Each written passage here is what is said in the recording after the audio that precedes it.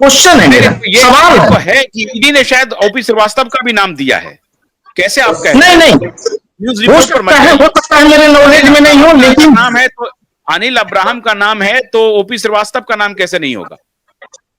नहीं नहीं, अभी जिस तरह से हम लोग सोशल मीडिया के माध्यम से या न्यूज के माध्यम से या न्यूज नहीं पेपर नहीं, के माध्यम से देख रहे हैं, सोशल तो मीडिया उस पेपर पर मत जाइए, ऐसा हो नहीं जी सकता है। मैं उसका आधार इसलिए बता रहा हूं, ऐसा इसलिए नहीं हो जी सकता है क्योंकि आप ठीक कह जी रहे हैं कि सबको मालूम है कि सेकंड इन कमांड आफ्टर माने सहारा श्री के अलावा अगर कोई है तो उनकी पत्नी है, और दूसरा अगर कोई है तो ओपी श्रीवास्तव है।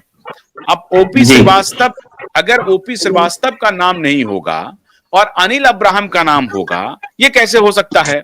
अनिल अब्राहम तो मनी लॉन्ड्रिंग के केस में फंसे हुए हैं, जो कि सुब्रत रॉय के छोटे बेटे सीमांतो रॉय के पीए हैं या सुशांतो के पीए हैं।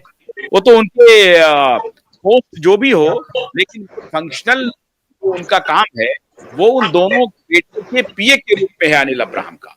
तो अनिल अब्राहम का जब अगर नाम है इस घोटाले में तो ओपी श्रीवास्तव का कैसे नहीं हो सकता है? ये इम्पॉसिबल है, इसलिए तहकीकात करनी पड़ेगी। मेरा ये आर्गुमेंट है, हो सकता है मैं गलत भी जी। हूं, लेकिन मैं जो कह रहा हूं कि अगर अनिल अब्राहम का नाम है तो ओपी श्रीवास्तव का नाम कैसे नहीं होगा, ये मैं कह रहा हूं। नहीं नहीं, मैं नहीं, मैं आपके इस लाइव माध्यम से सीधे सीधे आरोप लगाता हूं, ठीक है, कि ओपी श्रीवास्तव की इस जांच के दायरे से बाहर रखा गया है, तो ये नहीं चलेगी।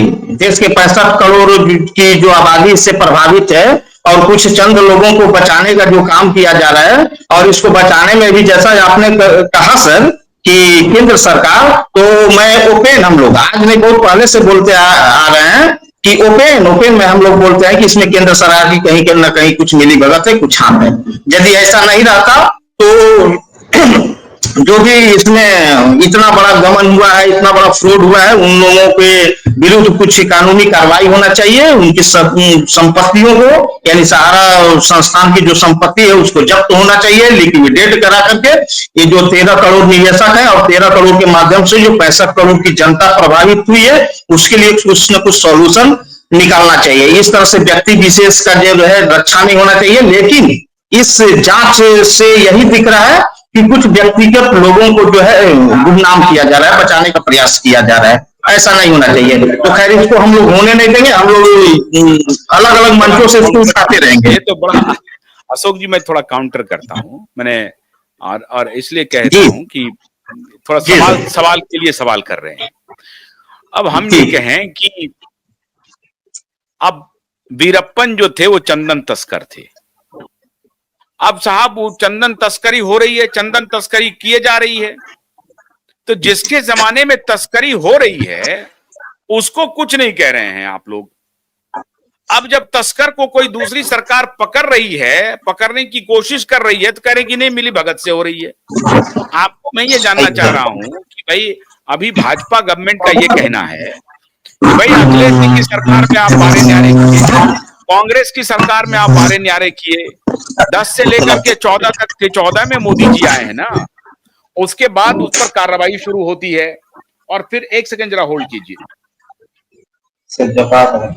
और कोई जोड़ा ही नहीं, नाइन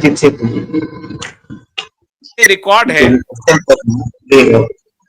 हाँ, कांग्रेस के कार्यकाल में जो है जो अरेस्ट हुआ है, जैसा क्वेश्चन बीजेपी का कार्यकाल में क्या कांग्रेस को क्वेश्चन कर रहे हैं,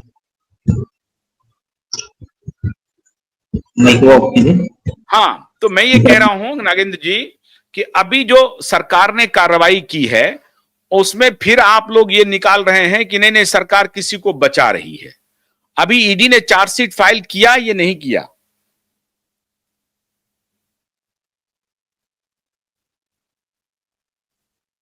नागेंद्र जी बोलिए। हाँ जी सर, लाइव में जोड़े सभी साथियों का मेरा प्रणाम। हाँ सर, अभी तो बचाने और फंसाने वाली बात तो है नहीं।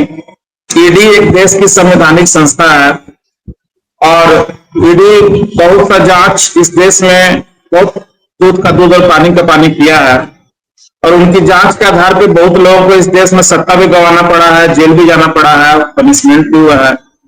और हम अपने देश के रेगुलेटर का अगर सम्मान नहीं करेंगे तो आखिर हमें देशभक्ति कहां से है। तो ईडी ने जो किया है वो प्रोविजनल चार्जशीट वो लोग फाइल किए हैं। अब उस चार्जशीट में क्या है नहीं है अभी तो हम लोग उसको डिटेल देखे नहीं है, लेकिन जो मीडिया के माध्यम से, जो अखबारों के माध्यम से जो छन के आया, उसमें यही आया जो हम लोग आरोप पहले लगाते थे कि पब्लिक का करीब 2.5 लाख करोड़ रुपया सहारा ने लूटा है, हड़प लिया है, जो भुगतान नहीं दे रहा है, जिसमें 1.74 लाख की बात की गई है। जबकि हमको जहां तक मालूम है कि कलकत्ता में हमारा इंडिया क्रेडिट कोऑपरेटिव का हेडक्वार्टर है और हमारा इंडिया का ही केवल जांच हुआ है, उसमें इतना आया है। तो बाकी अभी सहारा क्रेडिट कोऑपरेटिव का, सहारा मल्टीपर्पज का, सहारा क्यूसोप का, सहारा गोल्ड का, दुनिया भर की जो कंपनी में जो पैसा लिए हैं, अगर सबका अगर इस तरह से जांच हो जाए तो ये जांच हम लोग जो 2.5 लाख करोड़ बोल रहे थे उससे भी ज्यादा होगा सर, उससे भी ज्यादा होगा। तो ये इतना आसान नहीं है।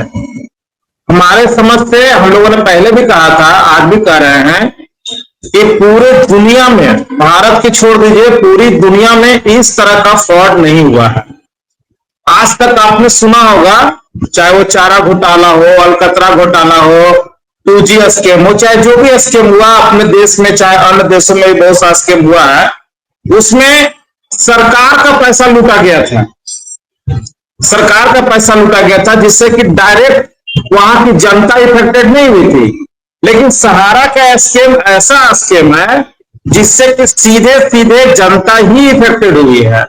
उसमें ठेला वाले, खुमचा चलाने वाले, भीख मांगने वाले, थर्ड जेंडर के लोग, किन्नर लोग, किसी भी समाज को छोड़ा नहीं गया है। चाहे इस देश की सेना हो, चाहे पुलिस हो, चाहे साधारण क्लर्क हो, मध्यम वर्ग हो, हर वर्ग के लोगों को सहारा ने लूटा।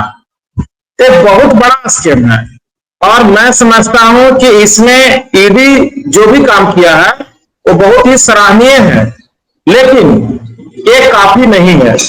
इसके अलावा बहुत सारी एजेंसियों को इसमें जांच में लगाना पड़ेगा।